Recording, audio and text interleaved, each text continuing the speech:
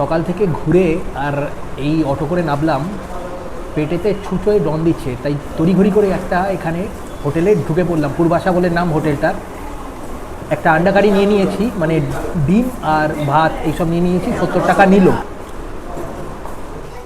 খাওয়া দাওয়া করে হোটেলে গেলাম, হোটেলে গিয়ে 5-10 মিনিট রেস্ট করলাম, রেস্ট করে বেরিয়ে এলাম। বেরিয়ে আসার কারণটা একটাই, যে দীঘায় এসে যদি সমুদ্রের জলে একটুখানি না ঝাঁপাই তাহলে দীঘায় আসাটাই বৃথা। আমি সমুদ্রের জলে স্নান করতে আমার ভালো লাগে না, কিন্তু তবুও এসেছি যখন একটুখানি সমুদ্রের জলে একটুখানি ঝাঁপাবো। হ্যাঁ, আর সেই কারণের জন্য এই সামনেই আছে আমার হোটেল থেকে 5 মিনিটের রাস্তা, যে বিচটা আছে সে বিচটা হচ্ছে ব্যারিস্টার বিচ, মোটামুটি স্নান করার উপযোগী। এই সামনেটা হচ্ছে টোটোর স্ট্যান্ড, ওখান থেকে একটুখানি এগিয়ে আসবেন, একটুখানি এগিয়েই আপনারা দেখতে পারবেন এই জায়গাটা।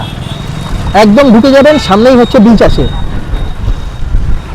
আর এই হলো বিচ। এখন বাজে সন্ধ্যে 6টায়, ভিড় দেখুন একবার।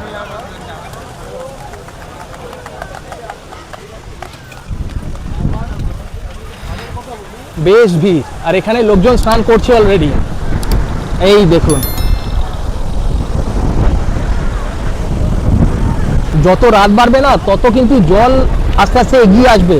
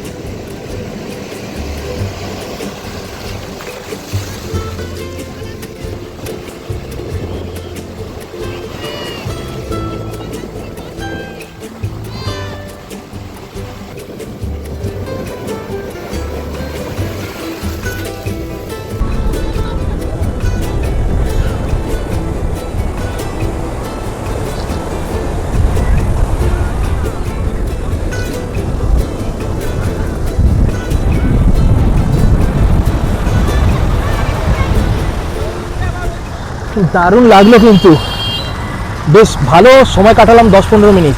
আর একটু সময় থাকতে পারতাম, কিন্তু ওই রকম বাসি বাজার থেকে বলছে উঠে যেতে, মানে এই সময় তো জোয়ারের সময়, আর ঢেউয়ের মানে বিশাল বিশাল ঢেউ আসছে।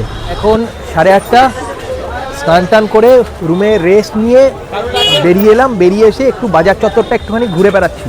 আপনারা যারা এখানে আসেন, এখানে এসে মানে এখানে রান্না করে, নিজেরা রান্না করে যারা খাওয়া দাওয়া করবেন বা খাওয়া দাওয়া করেন, তারা কিন্তু এই বাজার থেকেই বাজার করে নিতে পারেন। এখানে যেরকম আপনারা যদি চিকেন খান এখান থেকে কিনে নিতে পারেন, যদি রুটি খান তাহলেও এখান থেকে কিনে নিতে পারেন, বা সকালবেলা এখানে বাজার বসে, সবজি বাজার, সেইটাও হচ্ছে এখানেই আছে। ঠিক আছে, ওই সামনের দিকে সবজি বাজারও আছে, তো আপনারা এখান থেকে কিনে নিতে পারেন। আর যদি মনে করেন যে না আমরা চিকেন খেলে এখানে দোকানে দিয়ে দেবো, তারা রান্না করে দেবে, তাও করতে পারেন। এই দেখুন, এই সব দোকানগুলো আছে। আপনারা যদি চিকেন বা মাছ এনে দেন, এনারা রান্না করে দেবে আপনাদের। ঠিক আছে, এখানে প্রচুর দোকান আছে। ঠিক আছে, এইখানেও দোকান আছে। মাছের বাজার সামনে আছে, আমি আপনাদের মাছের বাজার দেখাচ্ছি। যদি আপনারা মনে করেন যে এখানে মাছ রান্না করে খাবেন, তাহলেও আপনারা করতে পারেন। বলছে এটা 700, এটা 800, আর ওটা হচ্ছে 900। আর ওদিকে গলদা চিংড়িগুলো দেখুন। এটা কত বললি বাবু? 800 টাকা, সেটা 700 টাকা। হ্যাঁ, এই দেখুন কাঁকড়া, প্রচুর কাঁকড়া। কত করে দাদা কাঁকড়াগুলো? 400 টাকা কিলো। 400 টাকা কিলো। আর এগুলো কি অক্টোপাস? তো এগুলো কত করে? 500 টাকা। এই দেখুন পমপ্লেট, বলছে 700 টাকা করে কিলো।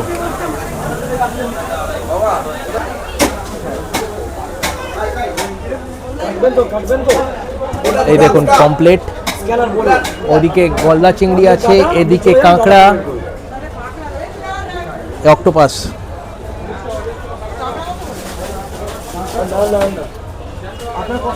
চিংড়ি কত করে গো? 600 টাকা কিলো। পুরোটাই হচ্ছে মাছের বাজার, বিভিন্ন ধরনের সামুদ্রিক মাছ ওই সাইডে আছে, আর এদিকে রুই কাতলা আছে। এই দেখুন কাতলা, আর এই সাইডে রুই আছে। কাতলা কত করে গো? কাতলা কাতলা হচ্ছে 250 টাকা করে, গোটা 250। গোটা 250, আর রুই রুই হচ্ছে 180 টাকা। 180 টাকা রুই। এই দিকেও আছে।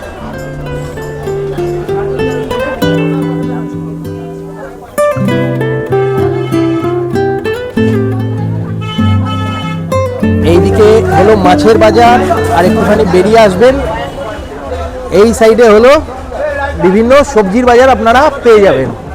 এই যে সবজির বাজার,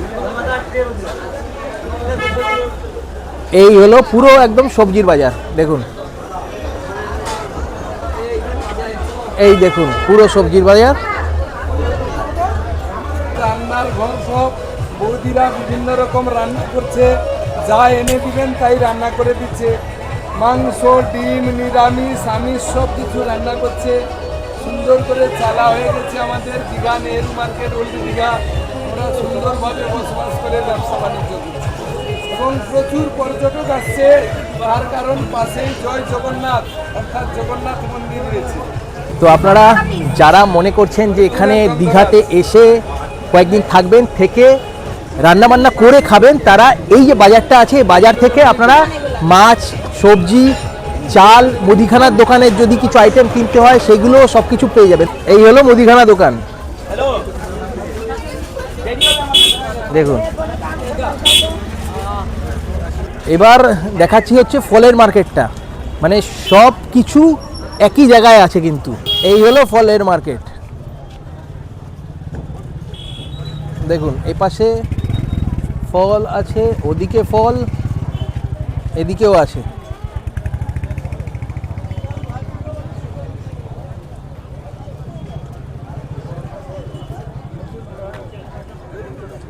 আর এই দীঘা বাজারের সামনেই আছে এই কালী মাতার মন্দির। একটু দেখিয়ে দিই আপনাদেরকে। এই হলো কালী মাতার মন্দির।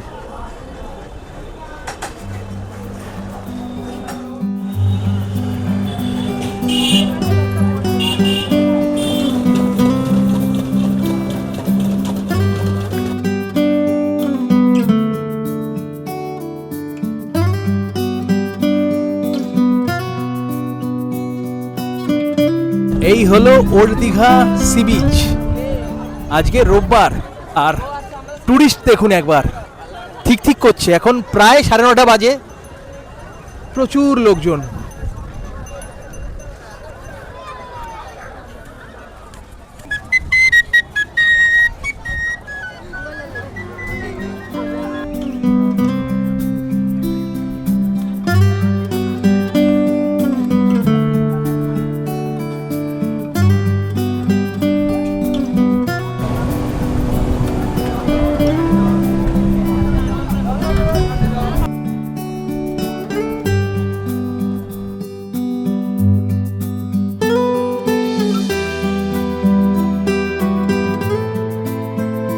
আজকের এই পর্বটা আমি এইখানেই শেষ করছি, আর বেশি দীর্ঘায়িত করব না। সকাল থেকে আমি খুব ভালোভাবে ঘুরলাম, দীঘা এক্সপ্লোর করলাম, বিভিন্ন জায়গায় গেলাম। আপনাদের কেমন লাগলো আমার আজকের এই ব্লগ আপনারা অবশ্যই কমেন্ট করে জানাতে ভুলবেন না।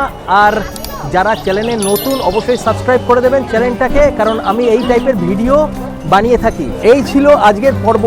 দেখা হচ্ছে পরের পর্বে নতুন কোনো গন্তব্যে। ততদিন আপনারা খুব ভালো থাকুন, সুস্থ থাকুন, আর সবাইকে ভালো রাখুন, ভালোবাসুন। ধন্যবাদ।